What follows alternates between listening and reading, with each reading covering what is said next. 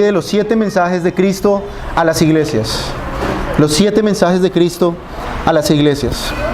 En esta mañana, hermanos, veremos a Sardis, la quinta iglesia. Y Sardis, o he llamado esta mañana este mensaje, Sardis, la iglesia muerta. Sardis, la iglesia muerta. Hemos visto durante domingo a domingo, por más de un mes ya, los mensajes a las iglesias.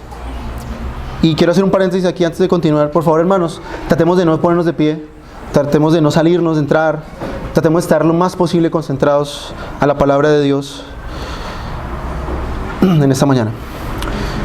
Gracias, hermanos. Cuando nosotros hablamos de las iglesias, hablamos de cosas que le pueden ocurrir a las iglesias de hoy en día. Cualquiera de las iglesias, hermanos, que existen en el mundo, tienen alguna de las características de las 5 iglesias que estamos viendo, que estamos examinando en el libro de Apocalipsis. Sabemos que el autor de estas cartas es Jesús mismo a través de Juan. Juan escribe a cada una de estas iglesias. Estas iglesias son las que van a recibir el mensaje que están más adelante de Apocalipsis. Todo lo que está escrito para las iglesias fue escrito primariamente para ellas. Aunque no debemos despreciar y no debemos olvidar, hermanos, que la palabra de Dios tiene aplicación para todas las iglesias, para todo tipo de personas, en todas las épocas, en todos los tiempos. Cuando nosotros hablamos de Sardis, es llamado por muchos la iglesia muerta. Se dice de la ciudad de Sardis, primeramente, que era la capital, una de las ciudades más importantes del Asia Menor, la capital de la provincia de Lidia. Sardis estaba compuesta de 2 ciudades, prácticamente era una sola ciudad, pero eran 2 conglomerados de personas. Unos vivían en una colina. Yo no sé si ustedes alguna vez han ido a, creo que es, si no estoy mal, Anzoátegui. Es una ciudad, es un pueblo acá en el Tolima que está en el borde y el filo de una montaña. No recuerdo qué pueblo es. No, es otro. Sí, es Anzoátegui, creo que es Anzoátegui. Sí, es largo y no ancho. Sardis era como Anzoátegui. Estaba situado sobre el pico de una montaña, pero no era una ciudad muy ancha, sino una ciudad más bien larga. Esta ciudad estaba situada en esta colina. Era muy difícil llegar a esta montaña porque era muy empinado. Y debido a esto, hermanos, hizo posible que esta ciudad pudiera crecer, pudiera prosperar y convertirse en una ciudad muy rica.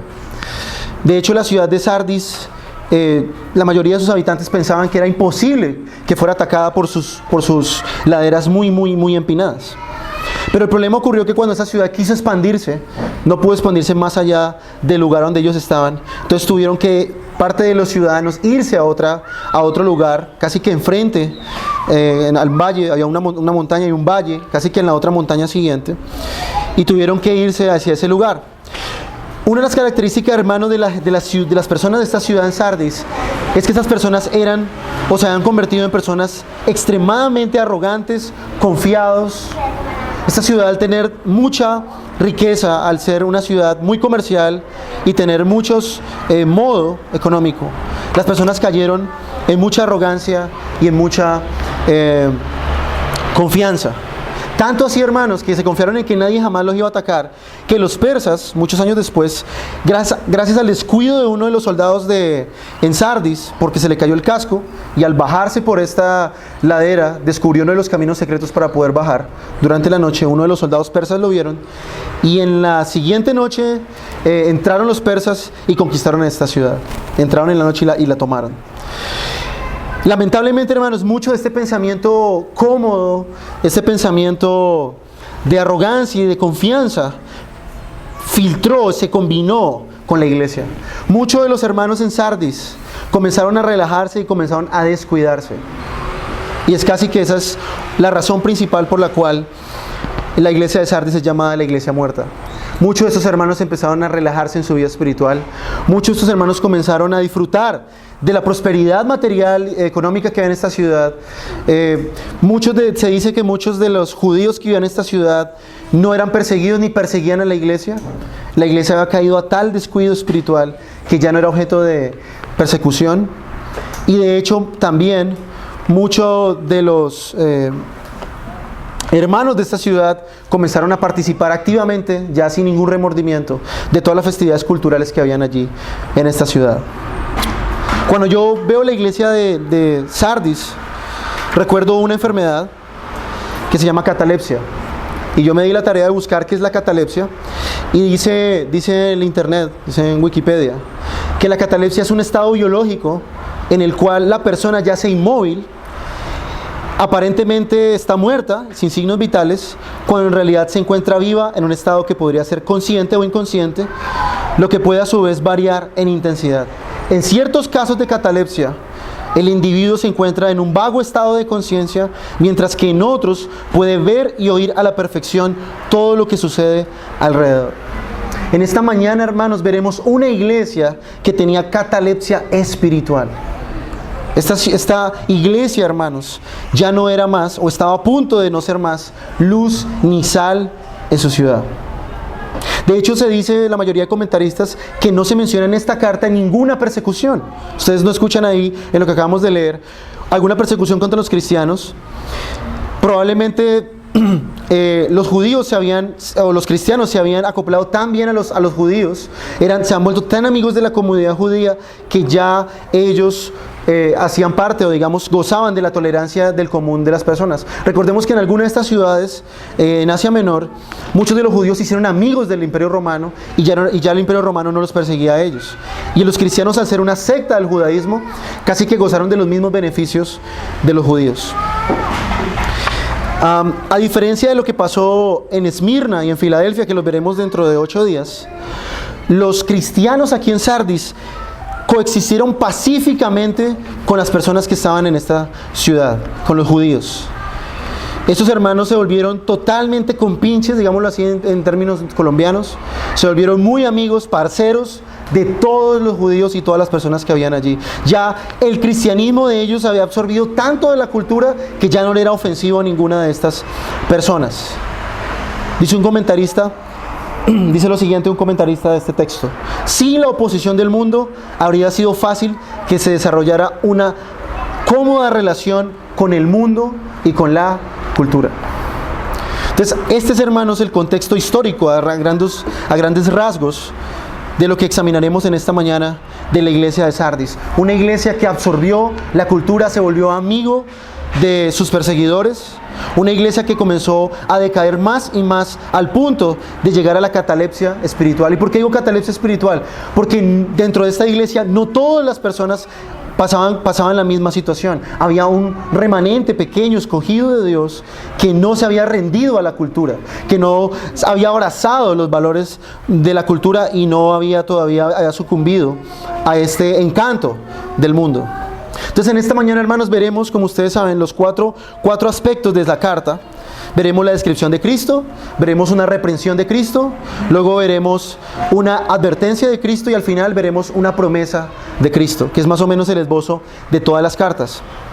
En esta mañana primeramente veremos cuál es la descripción de Cristo que Él da a esta iglesia. Recordemos que cada una de las iglesias, hermanos, Jesús presenta una descripción distinta. Y cada que Él habla de sí mismo, una de esas descripciones encaja precisamente con la situación de cada una de las iglesias. Y mire lo que dice el texto, versículo 1 del capítulo 3. Escribe al ángel de la iglesia en Sardis. Recordemos, hermanos, que aquí ángel no se refiere literalmente, o al menos en la interpretación o en la conclusión que yo llegué, se refiere literalmente a un ser angelical, sino se refiere allí al pastor de la iglesia, a aquel que tenía la obligación y tenía el deber de predicar la palabra de Dios a esta congregación, aquel que debía cuidar de los hermanos y velar por su estado espiritual. Miren lo que él le dice: el que tiene los 7 espíritus de Dios y las 7 estrellas dice esto. Noten ustedes aquí, hermanos, la descripción del autor de la carta. Miren lo que Jesús dice: el que tiene los 7 espíritus de Dios y las 7 estrellas dice esto. ¿A qué se refiere en primer lugar cuando vemos a los 7 espíritus de Dios? Bueno, muchos de los que han leído el Antiguo Testamento pueden recordar en el libro de Isaías, en el capítulo 11, que una de las características del Mesías, o del rey venidero del Mesías, sería que él tendría los 7 espíritus de Dios. Si ustedes leen ahí en Isaías capítulo 11, versículos 1 y 2, Isaías escribe esto concerniente al Mesías. Dice, y brotará un retoño del tronco de Isaí, y un vástago de sus raíces dará fruto, y reposará sobre él el Espíritu del Señor, Espíritu de sabiduría y de inteligencia, Espíritu de consejo y de poder, Espíritu de conocimiento y de temor del Señor. Cuando nosotros vemos esta descripción que hace aquí Isaías del Mesías, a lo que se está refiriendo acá es que el Mesías sería aquel persona que tendría toda la plenitud del Espíritu Santo en él. Nosotros sabemos que los cristianos y los creyentes tenemos al Espíritu Santo morando en nosotros, y la evidencia más clara, hermanos, de que tenemos al Espíritu Santo es que más y más damos el fruto del Espíritu Santo y nos queremos parecer más y más y más a Cristo. ¿Y por qué ocurre esto, hermanos? Porque un verdadero creyente genuino se ocupa en ser más y más como Cristo. Bueno, porque él tiene el Espíritu Santo, y la labor bíblica y la función bíblica del Espíritu Santo, hermanos, es conformar a los creyentes a la imagen de Cristo. El Espíritu Santo no está en la iglesia, y de pronto me perdonarán los que de pronto han venido por primera vez y ya les ha hecho raro, y de hecho el culto, bien extraño, bien diferente a muchos lugares. El Espíritu Santo no está en la iglesia para dar visiones y sueños. El Espíritu Santo no está en la iglesia para tirar a la gente al piso a revolcarse. El Espíritu Santo no está en la iglesia para decir que Él es el principal dentro de la iglesia. El Espíritu Santo de la Biblia, hermanos, apunta y apuntará siempre a Cristo. Llevará a todas las personas a Cristo y a ser como Cristo. Entonces el Espíritu Santo, hermanos, aquí es descrito como aquel que el Mesías tiene en plenitud. Jesús tiene totalmente el espíritu de sabiduría. Dice la Escritura en Colosenses que en Cristo se ocultan todos los tesoros de la sabiduría y del temor de Dios. Dice ahí inteligencia. Jesús tiene toda la inteligencia, tiene toda la sabiduría del mundo. Dice Jesús que uno mayor que Salomón estaba enfrente de sus discípulos. Espíritu de consejo. Jesús vino a dar la palabra de Dios a los hombres, a enseñar la voluntad de Dios a los hombres. Y de poder, bueno, eso lo sabemos por los milagros que Jesús hizo, testificando que Él es realmente el Mesías. Y sobre todo, espíritu de conocimiento y de temor del Señor. Si había alguien que hizo completamente y perfectamente la voluntad de Dios, es Cristo. Uno que tuvo temor de Dios de una forma perfecta es Cristo mismo. Entonces Jesús aquí, hermanos, es visto como aquel que tiene al Espíritu Santo en plenitud. Jesús es el que da vida, hermanos, a través del Espíritu Santo. Y esto es muy pertinente para esta iglesia. Recordemos que estamos hablando de la iglesia muerta. Y lo que esta iglesia necesitaba, hermanos, no eran eventos, no era un concierto, no era una conferencia de prosperidad, no era, hermanos, una inyección a traer al cantante del momento, o hacer una superconferencia de poder y de milagros, sino lo que esta iglesia necesitaba realmente, hermanos, era tener al Espíritu Santo. El Espíritu Santo, hermanos, es aquel que da vida a los muertos espirituales. Por eso dice Jesús ahí que Él tiene los 7 espíritus de Dios. Si había alguien que le iba a dar vida a la iglesia en Sardis, era Cristo mismo, hermanos. Notemos aquí que Jesús era el único que podía resucitar a la iglesia a través del Espíritu Santo. Ahora, ¿cómo se logra esto? Bueno, Jesús después dice, y las 7 estrellas. Y ya vimos en el capítulo 1 de Apocalipsis que Jesús dice que las 7 iglesias son los 7 pastores o los 7 siervos que están en cada una de las iglesias. ¿A qué se refiere esto, hermanos? Jesús es aquel que tiene a los siervos fieles en su mano y tiene el Espíritu Santo en su otra mano. En otras palabras, Jesús es aquel que da vida a las iglesias a través de la predicación fiel de la palabra de Dios. Recordemos ahí en el libro de Colosenses, en el capítulo 1. Eso lo estuvimos meditando el jueves. La iglesia de Colosas nació porque Epafras, un siervo fiel de Cristo, fue y predicó la palabra de Dios, y esta iglesia nació y comenzó a dar fruto. Usted lo puede leer en el capítulo 1 de Colosenses. Dios utiliza a los siervos fieles, no para traerlos hacia ellos, no para hacer un culto al ego, como vemos hoy en día, hermanos. Los verdaderos pastores de la iglesia, hermanos, son aquellos que han de rendir cuentas un día al príncipe de los pastores, como ya lo vimos en la predicación acerca del ministerio pastoral. Entonces Jesús tiene a los pastores fieles en su mano, tiene el Espíritu Santo, y Él usa estos dos medios de gracia, o bueno, al medio de gracia y el Espíritu Santo, para dar vida a la iglesia. Eso también nos enseña otra cosa, hermanos. Jesús utiliza a los pastores fieles para gobernar su iglesia, para darle vida a la iglesia. Un predicador fiel, hermanos, es un instrumento en las manos de Cristo. Recuerde siempre eso, hermanos. Jesús vivifica a su iglesia no con conciertos, no con música, no con experiencias místicas, no con predicadores que hablen de motivación y de dinero. Jesús aviva a su iglesia cuando la palabra de Dios es expuesta, hermanos. El Espíritu de Dios trae vida sobre los hermanos cuando la palabra de Dios es fielmente aplicada y explicada en la iglesia. Entonces notemos, hermanos, que lo que esta iglesia necesitaba era el Espíritu Santo y necesitaba la palabra de Dios. ¿Por qué? Porque esta iglesia estaba muriendo poco a poco. Poco a poco. Esto nos dice a nosotros, hermanos, también que debemos cultivar el amor por la palabra de Dios y cultivar la comunión con Cristo a través del Espíritu Santo. Estás pasando un momento de frialdad espiritual. Una visión no te va a sacar de la frialdad espiritual. Has perdido interés en la palabra de Dios. El ir a un concierto de un cantante famoso no te va a devolver la pasión y la devoción por Cristo. Únicamente a través del conocimiento y la meditación de la palabra de Dios y la comunión con Cristo a través de su Espíritu traerá vida a lo que está muerto en la vida de los creyentes. ¿Por qué? Porque el Espíritu Santo, hermanos, hace que amemos más y más a Cristo. Su palabra nos dice de dónde debemos ir. Su palabra nos dice qué es lo que nosotros debemos hacer. El Espíritu Santo nos lleva a Cristo y a interesarnos por su palabra. Entonces noten ustedes aquí la descripción de Cristo. Es aquel que da el Espíritu Santo a plenitud usando a sus siervos fieles dentro de la iglesia. Ahora, vamos a examinar ahora en el segundo punto, hermanos, después de esta descripción de Jesús, la reprensión de Cristo. Noten ustedes aquí, hermanos, que no hay elogio para esta iglesia.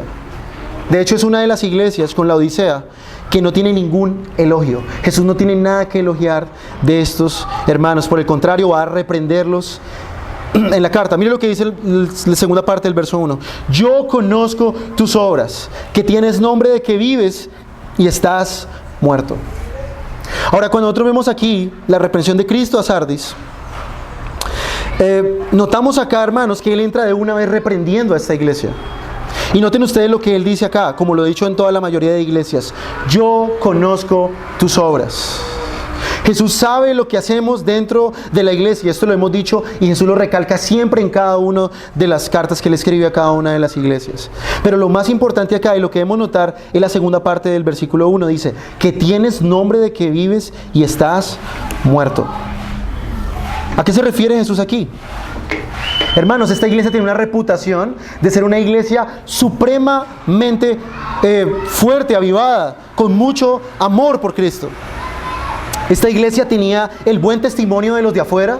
Esta iglesia, al no ser perseguida, era amiga, digámoslo así, de la gente del mundo. La gente del mundo pensaba muy bien de ellos, de sus obras, de todo lo que ellos hacían. Pero había a uno, hermanos, al que ellos no podían impresionar.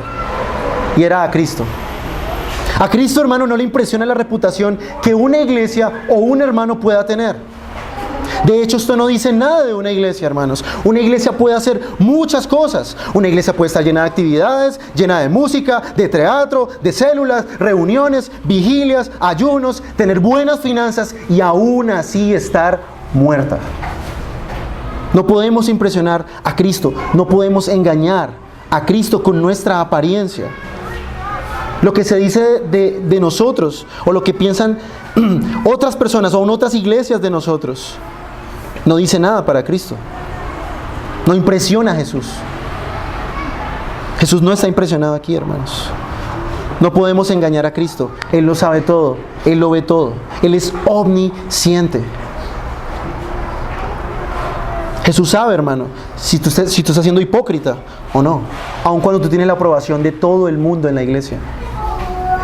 Puede que todo el mundo diga de ti que tú eres un super hermano. ¡Qué hermanazo!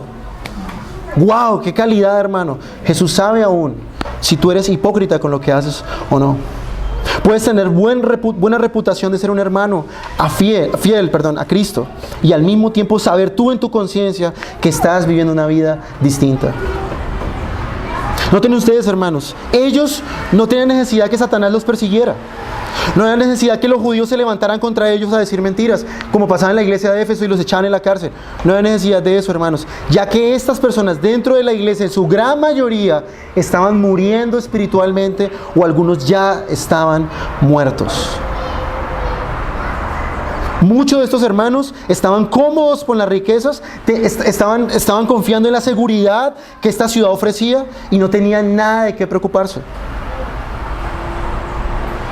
Hermanos, hay gente que no necesita que sea perseguida, hay gente que no necesita la persecución. ¿Y saben por qué, hermanos? Porque esta gente ya está dormida espiritualmente. Muchos ya han sido absorbidos por la cultura, por la mundanalidad, hermanos, y Satanás sabe eso, y él no necesita ni siquiera perseguir a estos tipos de personas. Ahora, ¿cuándo una iglesia puede empezar a dormirse espiritualmente, hermanos? Una iglesia y los hermanos dentro de la iglesia se comienzan a dormir cuando se sienten seguros de los peligros. Por eso ustedes se dan cuenta, hermanos, que la iglesia en Occidente es de las iglesias más mundanas. ¿Y saben por qué, hermanos? Porque en este lado del mundo es donde más seguridad hay para la fe cristiana. Nosotros aquí, hermanos, vivimos un cristianismo light. No tenemos al ISIS, a los musulmanes radicales respirándonos en la espalda, hermanos. No tenemos a personas persiguiéndonos, a matarnos, a saber que si venimos a la iglesia puede costarnos la vida. No, vivimos un cristianismo fácil, sencillo. Podemos comprar una Biblia, ir a la librería y comprar una Biblia con toda libertad sin que nadie nos diga nada, hermanos. Podemos venir a la iglesia cuando queremos, cuando no queremos, cuando me siento bien, cuando no me siento bien, y no pasa nada, hermanos. Pero hay gente en el mundo que para poder ir a la iglesia, hermanos, tienen que esconderse. Tienen que correr, muchos de esos van a la iglesia y no saben si van a regresar vivos a su casa. Y eso hace, hermanos, que la vida del cristiano comience a bajar, a bajar, a bajar. Empiezan a venir las comodidades, hermanos, a la vida de una persona. Y comienza esa persona a dormirse cuando no hay oposición en su vida, hermanos. O puede ser también, en otro caso, que la persona puede empezar a dormirse espiritualmente porque empieza solamente a vivir por la reputación que tiene delante de las personas. Él no vive una vida de devoción a Cristo, él no vive una vida realmente delante de Dios, sabiendo que él todo lo ve, sino que solamente vive una vida de apariencia para los demás. Y eso comienza a traer sobre él muerte espiritual, aunque muchos piensen que esta persona está vivo. Muchos ven el avance supuestamente de estas personas, pero ellos saben en su conciencia que están cada vez más retrocediendo en la fe. Y eso es lo que estaba pasando a esta iglesia en Sardis. Estaban dormidos, estaban muertos por la comodidad, por la facilidad. Ya no costaba nada ser cristiano en esta iglesia. La pregunta es, mi hermano, en esta mañana: ¿estás tú en esta situación? ¿Estás dormido espiritualmente? ¿No hay oposición en tu vida? ¿No hay una lucha realmente por ser cristiano? Ser cristiano no te cuesta nada, mi hermano. Estás durmiendo espiritualmente. Estás roncando mientras Satanás está haciendo lo que quiere con tu vida. Tu pecado está cada vez más teniendo rienda suelta por tu adormecimiento espiritual. Vives tú una vida de hipocresía sabiendo que tú vives de una manera cuando nadie te ve y otra cuando estás en la iglesia. ¿Tratas tú de impresionar a Cristo con tus acciones en la iglesia? Bueno, hermanos, Cristo sabe todo de ti, conoce todas las motivaciones de tu corazón. Hay gente que dice, pero Él conoce el corazón. Sí, y nunca han leído Jeremías 17. Engañoso es el corazón, perverso, malo. ¿Quién podrá conocerlo? Hay gente que dice eso. Ahora, en segundo aspecto, ¿cómo sabía también que esta iglesia estaba mal? Noten ustedes la segunda parte del versículo 2. Porque no he hallado tus obras perfectas delante de Dios. ¿Qué significa esto, hermanos? Esto era una consecuencia del adormecimiento espiritual. Las obras de esta iglesia no eran completas. ¿A qué se refiere aquí Jesús? Bueno, ellos hacían muchas cosas. Hacían vigilias, encuentros, escuelas de líderes, bueno, todo lo que ustedes quieran que una iglesia haga, hermanos. Pero ellos ya no tenían la misma devoción, no tenían el mismo amor, la misma pasión por Cristo. Tenían muchas obras, hacían muchas cosas para Dios, pero debido a su muerte espiritual, hermanos, ya estas obras no eran completas delante de Dios.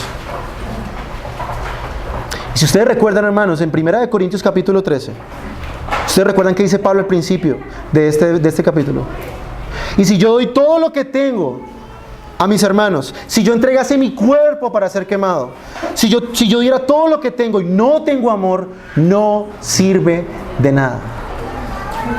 Hermanos, eso pasaba con la iglesia de Sardis. Hacían muchas obras, hermanos, pero ya no tenían gozo verdadero. Muchos de ellos, hermanos, ya no hacían las cosas realmente para Dios. Hacían las cosas solamente para mostrar delante de la gente. Por eso tenían buena reputación. Pero delante de Dios no tenían, delante de Cristo no tenían ninguna buena reputación. Ya habían perdido la verdadera pasión y devoción para hacer las cosas. Sus obras no eran completas. La pregunta es, mi hermano, en esta mañana: ¿cómo están tus obras para Dios? ¿Cómo estás tú haciendo las cosas para Dios? ¿Oras sin ganas, hermano? ¿Lo haces de una forma mecánica, hipócrita, sabiendo que lo haces para que la gente no piense mal de ti, pero tú en tu corazón no quieres orar? ¿Das a la iglesia con dolor de desprenderte de lo que tú das? Y no estoy hablando aquí de dinero. Yo no soy un predicador de la prosperidad, hermanos. A mí no me interesa el dinero de ninguno de ustedes. Pero lo que sí la Escritura habla, hermanos, es que nosotros debemos dar. ¿Das a la iglesia con dolor de desprenderte? ¿O das sabiendo que no lo das con una motivación correcta? ¿Sirves de mala gana? Aunque tú puedas sonreír sirviendo, en tu corazón sabes que no quieres hacerlo. ¿Vienes solo a la iglesia para que nadie te diga nada? Bueno, yo voy porque no empieza el hermano a llamarme y a preguntarme. Y ¿perdiste la motivación? ¿Cómo están tus obras, hermanos? Meditan esta mañana. ¿Cómo está todo lo que tú haces para Dios? ¿Están tus obras completas o incompletas? ¿Están perfectas delante de Dios, con la motivación correcta, con el amor, con el gozo, con la fe correcta? ¿O lo estás haciendo con otras motivaciones? Solo Cristo lo sabe y tú lo sabes. Recuerden lo que dice Mateo 6, hermanos. ¿Recuerdan ustedes cómo Jesús le enseña a los discípulos a orar? Y cuando vosotros oréis, no hagas como los hipócritas, que se paran en las esquinas a orar para que todo el mundo los vea. Y cuando des limosna, no hagas sonar trompeta como los fariseos hacían, sino que el dar sea en secreto. Y cuando tú ores al Padre, hazlo en secreto. Eso es lo que Jesús dice, hermanos. Eso es lo que Jesús dice a los verdaderos creyentes. ¿Para quién haces lo que haces? ¿Para quién lo haces? Recuerda, no puedes engañar a Cristo. Él sabe con qué motivaciones haces lo que haces en tu vida personal y en la vida de la iglesia. Él sabe si lo haces para los demás, para que los demás te vean, o lo haces para Dios. Él sabe si tus obras son incompletas o son completas. Él sabe si lo que tú haces en la vida cristiana es una rutina o realmente lo haces por una motivación real de amar a Cristo. Esto, hermanos, es lo que pasaba a la iglesia de Sardis. Su servicio a Cristo se convirtió meramente en algo mecánico, en algo rutinario. Ya no les costaba realmente hacer las cosas para Cristo. No lo hacían realmente con una motivación correcta. Hermano, esta iglesia estaba muerta, estaba fundida en la mundanalidad, en la arrogancia, en el orgullo, en la autosuficiencia. Y muchos así están, hermanos, muertos espiritualmente. La gente ya no los perseguía, sino que se llevaban bien con estas personas. La iglesia estaba a punto, hermanos, de dejar de ser sal y luz. Miren lo que dice un comentarista acerca de este texto. La iglesia no estaba preocupada por la persecución, no fue perturbada por la herejía, no estaba angustiada por la oposición judía. Era bien sabido, como congregación cristiana, vigorosa, activa, estaba caracterizada por las buenas obras y la actividad caritativa. Pero a los ojos de Dios, todas estas actividades religiosas fueron un fracaso porque no eran algo más que formal y externo y no infundido con el Espíritu Santo que da vida a la iglesia. Esa es la pregunta en esta mañana. ¿Con qué motivaciones haces lo que tú haces? ¿Para quién lo haces? ¿Por qué lo haces? Cristo te dice, quizás algunos que están aquí en esta mañana, no he hallado tus obras perfectas delante de Dios. Ahora vamos a entrar en un tercer aspecto. Vamos a ver la advertencia de Cristo. Ya Cristo les reprende a ellos, le dice todo lo malo. Y ahora viene la advertencia. Él les advierte, aún todavía están a tiempo. Todavía hay algunos ahí dentro de la iglesia todavía. Y hay algunos de ellos que están muertos espiritualmente, que tienen chance, o que están moribundos espiritualmente, y tienen chance de regresar. Miren lo que dice el versículo 2, primera parte. Sé vigilante y afirma las cosas que están para morir. Versículo 3. Acuérdate pues de lo que has recibido y oído, y guárdalo, y arrepiéntete. ¿Cuál es aquí la exhortación? Bueno, la vamos a dividir en diferentes partes. La primera es ser vigilantes. En otras palabras, en el griego y en algunas traducciones, dice así: despierta, despierta, dice Jesús a la iglesia de Sardis. Esté vigilante, vigila constantemente, no te descuides. Y ese es el problema, hermanos, de la gente que ha caído en el adormecimiento espiritual. Esta gente cae en la rutina, deja de velar, deja de estar despierto, deja de estar vigilante constantemente, se deja anestesiar, hermanos, por la cultura. Como todo está bien, como todo está marchando, fácil. ¿Y qué pasa con estos hermanos? Dejan de vigilar, dejan de velar, hermanos. Y Jesús les dice a ellos: despiertan. ¿Qué pasa cuando una persona duerme mucho? Cuando una persona dura horas más de lo normal para dormir, esas personas comienzan a debilitarse. De hecho, muchas de estas personas dicen, o algunos dicen en argot popular, que tiene anemia, ¿no? Esta persona tiene anemia, duerme mucho, tiene sueño todo el tiempo. Bueno, hermanos, cuando un cristiano duerme mucho tiempo, hermanos, es más propenso al pecado y a la tentación y al mundo. Comienza a descuidar la oración, comienza a descuidar la lectura bíblica, deja venir a la iglesia y comienza la persona a dejarse seducir más y más y más por el mundo. Comienza esa persona a convertirse en una rutina a la iglesia, comienza a hacer buenas obras pero son solamente algo externo. Pero Jesús le dice a ellos que velen, que vuelvan a las motivaciones reales y correctas, que salgan de la rutina y hagan las cosas de corazón. Es muy parecido a lo que Jesús le dijo a Éfeso. Si ustedes recuerdan lo que le dice a Éfeso: recuerda de dónde has caído y a las obras primeras. Es muy parecido. Pero Jesús le está diciendo aquí a ellos: sal del formalismo, sal de la rutina, estás adormecido, recuerda las motivaciones genuinas y vela. No permitas que la comodidad, no permitas que la facilidad te hagan dormir.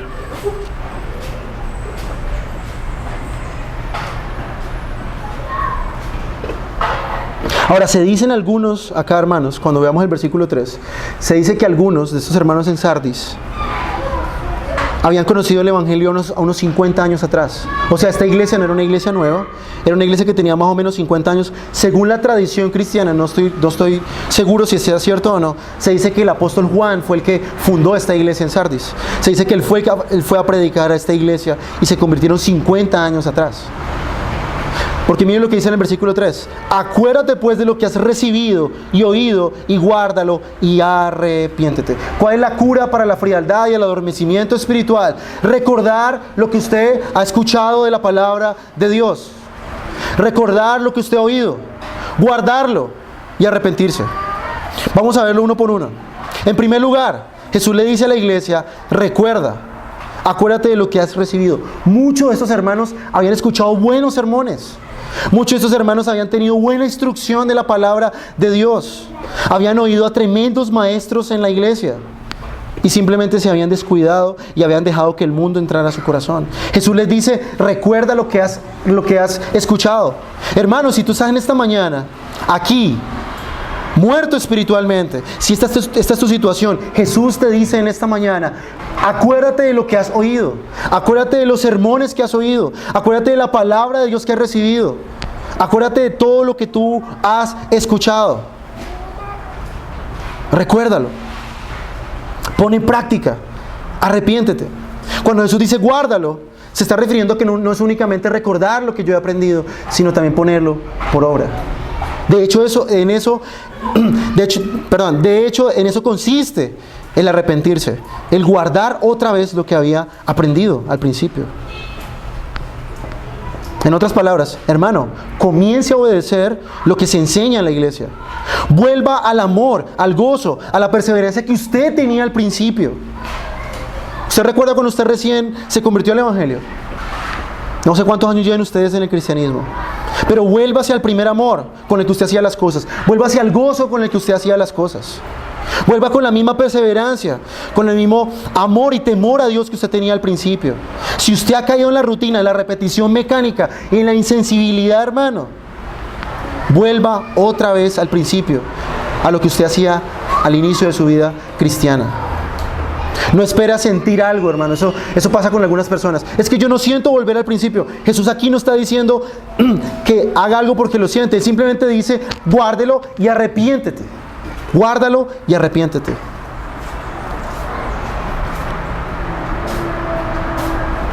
En otras palabras, hermanos, ellos al ser unos cristianos de segunda generación, ¿qué pasaba con los cristianos de segunda generación? Quizás con los hermanos aquí que tienen hijos y que van a crecer como cristianos. Puede tender a pasar esto, hermanos. Que estos hermanos de segunda generación tienen el mensaje del Evangelio, pero se confían tanto en que sus papás eran cristianos, en que sus abuelos eran cristianos, que ellos asumen que son cristianos y pueden vivir como quieran. Pero Jesús le dice a ellos que se devuelvan, que conserven la palabra de Dios, que vivan la palabra de Dios, que vuelvan a este primer amor, que obedezcan al Evangelio. Por eso, hermanos, para uno realmente volver al primer amor, no necesita ir a un encuentro, no necesita ir a un evento especial. ¿Sabe qué necesita, hermano? Recordar el Evangelio, recordar qué Cristo hizo con usted, de dónde lo sacó. Eso traerá otra vez el primer amor a su corazón. Lo sacará de la inactividad, lo sacará de la indolencia, hermanos. Ahora, ¿qué pasa si estos hermanos fallaban en arrepentirse y en guardar lo que Jesús les había dicho? Segunda parte del versículo 3. Pues si no velas, vendré sobre ti como ladrón, y no sabrás a qué hora vendré sobre ti. ¿A qué se refiere Jesús aquí? Él vendría contra ellos. Jesús aquí no vendría en un tono amistoso con ellos. Jesús no vendría aquí a invitarlos a tomarse una gaseosa a ellos.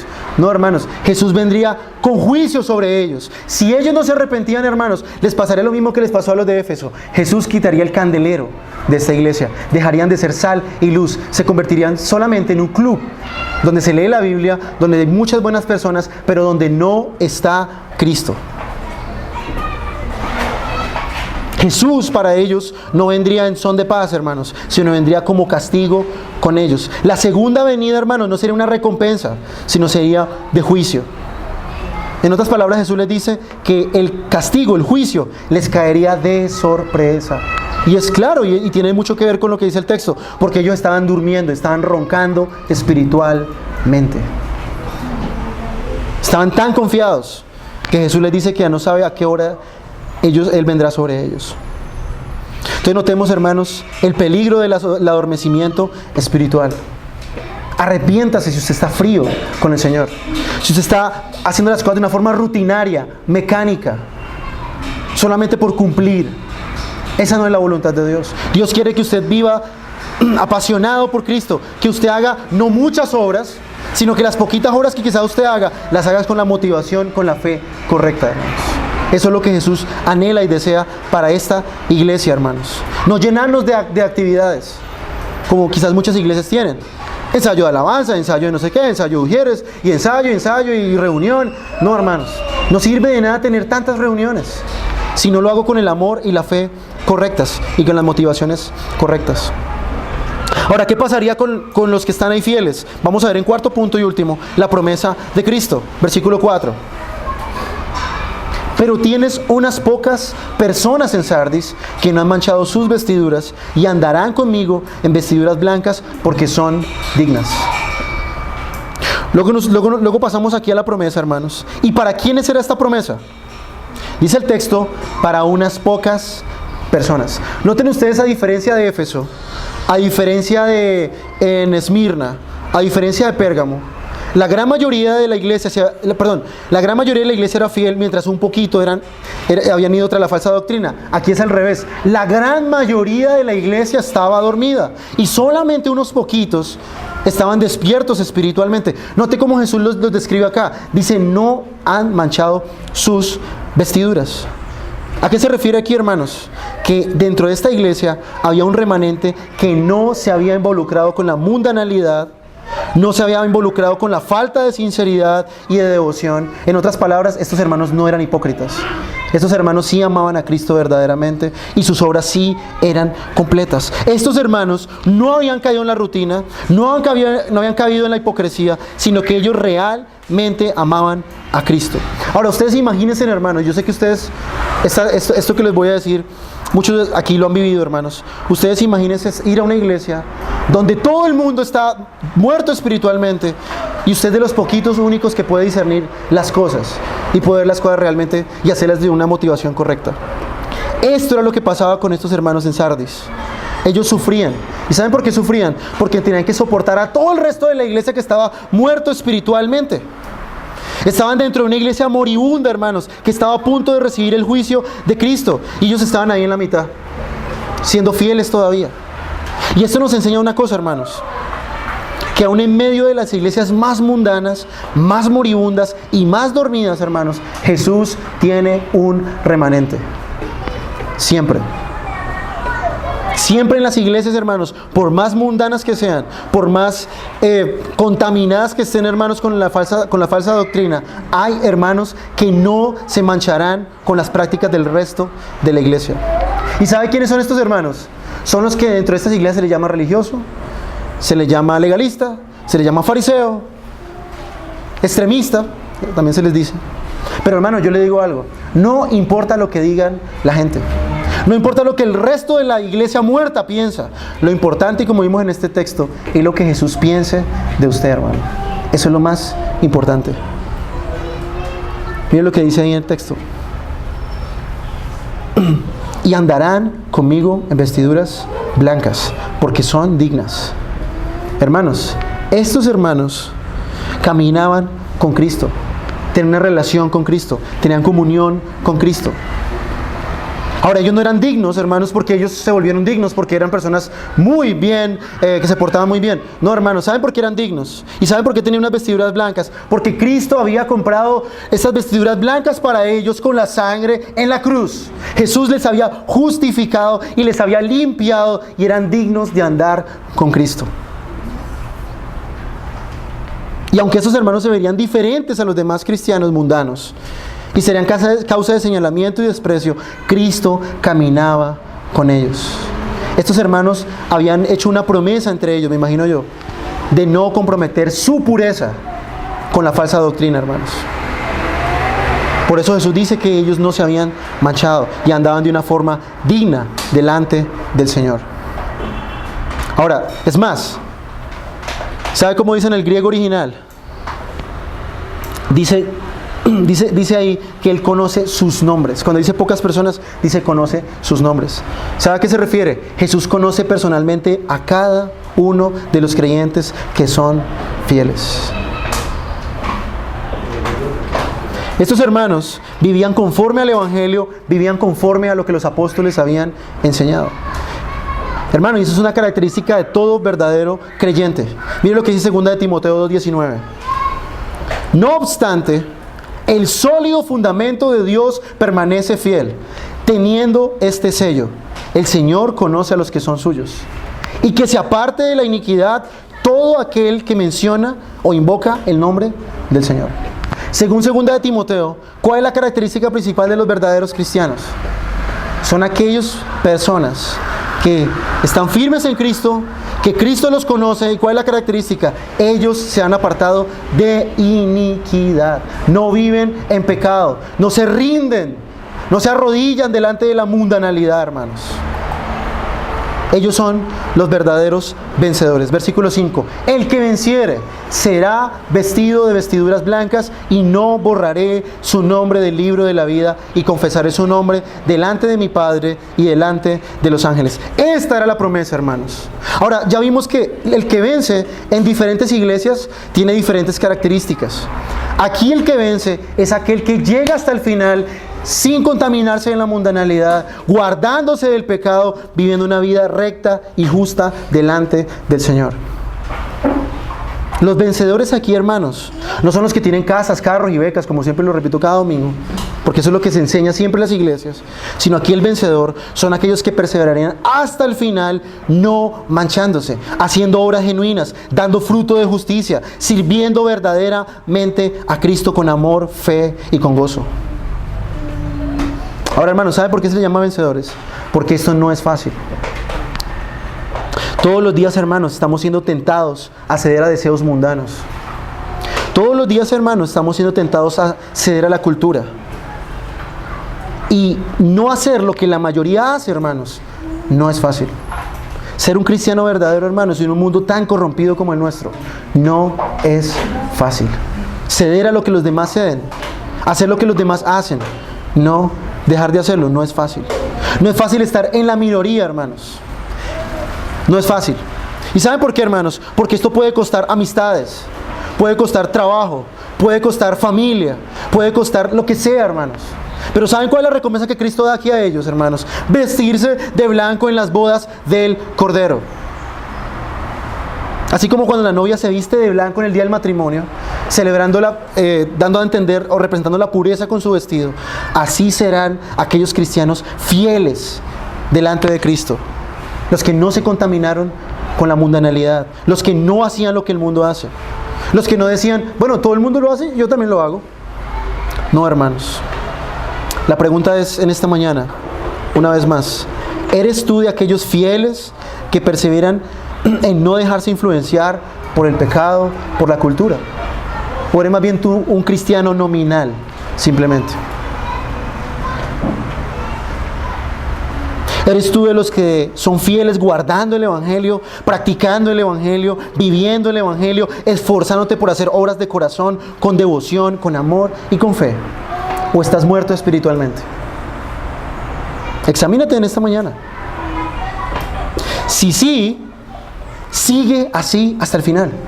Persevera. No permitas que la mundanalidad y la comodidad de nuestra cultura occidental afecten tu vida espiritual. Cristo te dice en esta mañana, mi hermano, sé fiel hasta el final. Sé fiel hasta la muerte. Sé fiel. Si eres fiel, tendrás una vestidura blanca en el día del juicio. Segunda promesa. Y no borraré su nombre del libro de la vida. Ah, la salvación se pierde. No, hermanos. Este texto que ustedes ven aquí no es una amenaza. ¿Qué es? Es una promesa. Es una promesa. Muchos citan este texto para decir que la salvación se pierde. Muchos dicen, es que se puede borrar el nombre de una persona del libro de la vida. Bueno, eso no es lo que el texto dice.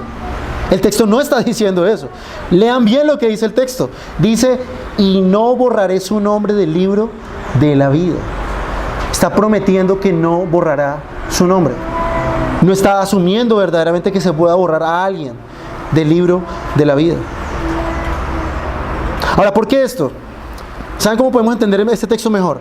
En la ciudad de Sardis y en la mayoría de ciudades de la antigüedad, las personas que entraban a una ciudad y llegaban por primera vez a vivir a esta ciudad, las personas tenían que ser inscritas en un libro, como un registro, digámoslo así, de las personas que vivían en esta ciudad. Y cuando había un malhechor o había una persona, o era exiliada o era muerta, la persona se borraba de este libro. Estos hermanos vencedores, que no se rinden delante de la mundanalidad, quizás iban a sufrir persecución, quizás iban a ser echados de la ciudad de Sardis. Y lo que Jesús le está diciendo a ellos aquí, ¿sabe qué es? Aunque su nombre sea borrado de la ciudad de Sardis, aunque su nombre sea borrado de estas personas, yo no borraré su nombre del libro de la vida. A eso es a lo que se refiere aquí Jesús. Puedan ser sacados aún de la membresía de esta iglesia muerta. Podían decirle, usted va a perder la salvación. ¿Usted ha escuchado eso? Salen de la iglesia, va a perder la salvación. Cristo les dice en esta mañana, no los borraré del libro de la vida. No tengas temor aún de salir de esas iglesias de falsa doctrina. Aunque ellos digan que vas a perder la salvación, aunque ellos digan que yo te voy a borrar, no voy a borrar tu nombre del cielo. ¿Y saben por qué, hermanos? Porque los cristianos verdaderos tienen sus nombres escritos en los cielos. Miren lo que Jesús dice en Lucas 10, 18 al 20. Y Él les dijo, yo veía a Satanás caer del cielo como un rayo. Mirad, os he dado potestad para hollar sobre serpientes y escorpiones y sobre todo el poder del enemigo, y nada os hará daño. Sin embargo, no os regocijéis en esto, de que los espíritus se os sometan, sino regocijaos de que vuestros nombres están escritos en los cielos. En otras palabras, Jesús está diciendo aquí, hermanos, No se regocije porque usted puede echar demonios y hacer toda esta cantidad de cosas. Regocíjese más porque usted está escrito en el libro de la vida. ¿Qué es más importante para Cristo, hermanos? Estar escrito en el libro de la vida. Los nombres de los creyentes fieles jamás serán borrados. Es más, hermanos, es al revés. El hecho de que yo esté escrito en el libro de la vida asegurará que yo perseveraré hasta el final. Si Él dice que nunca me borrará, eso asegura de que yo llegaré hasta el final y seré un vencedor. Por el contrario, los falsos cristianos jamás tuvieron su nombre escrito en el libro de la vida. Miren lo que dice Apocalipsis 20, 12 al 15.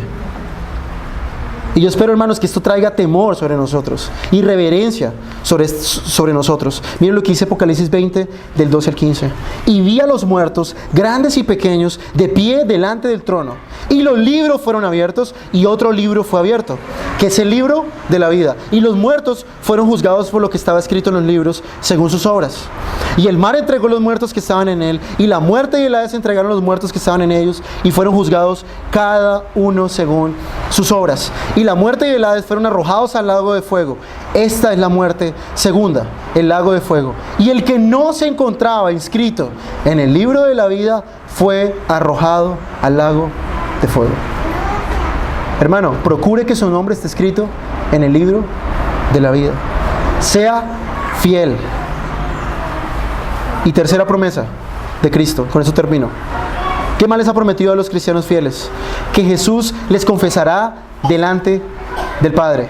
Y confesaré su nombre delante de mi Padre y delante de sus ángeles.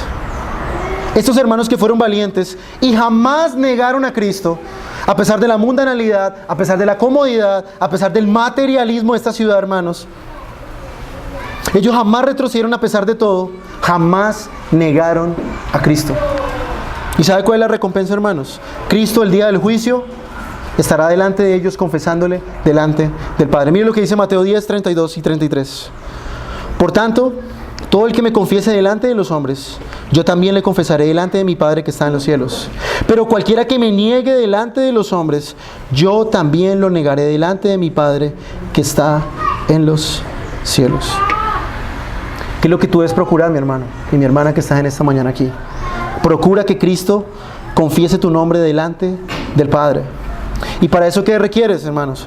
Hermano, que tú no niegues a Cristo aquí, en esta tierra, hermanos. Sé fiel hasta la muerte. Versículo 26. El que tiene oído, oiga lo que el Espíritu dice a las iglesias. Hermano, escucha lo que el Espíritu Santo te ha dicho en esta mañana. No tomes a la ligera lo que se ha expuesto aquí, lo que se ha aplicado aquí, hermano. Medita en tu corazón y aplica lo que has aprendido hoy. Examínate, mi hermano. ¿Estás muerto? ¿Son tus obras incompletas? Arrepiéntete. ¿Estás vivo? ¿Estás viviendo con devoción? ¿Estás haciendo las cosas bien? Sé fiel hasta el final. ¿Estás haciendo las obras como Dios quiere? Sé fiel hasta el final. Y amigo o amiga que estás en esta mañana aquí sin Cristo, yo tengo algo que decirte en esta mañana antes de terminar. ¿Estás seguro de que cuando tú mueras estarás en la presencia de Cristo? ¿Estás seguro en esta mañana que cuando tú des tu último respiro en esta tierra, estarás delante de Cristo? ¿Podrás tú con total confianza poder morir confiando en Cristo? ¿Sabes por qué te hago esta pregunta? Porque un día, como dice Apocalipsis 20, tú y yo seremos juzgados. Y si tu nombre no está escrito en el libro de la vida, mi hermano, serás lanzado al lago de fuego, a la muerte segunda, donde no habrá más chance, no habrá más oportunidad de arrepentirse. El arrepentimiento está hoy y ahora en este momento. Ven a Cristo en esta mañana y serás salvo. Clama por tu alma en esta mañana. No lo pienses más. Cristo no es un juez que pueda ser sobornado. Cristo no se puede sobornar con 2 o 3 buenas obras. Mi querido amigo que está en esta mañana aquí sin Cristo, arrepiéntete. Procura que tu nombre esté escrito en el libro de la vida y serás salvo. Vamos a orar.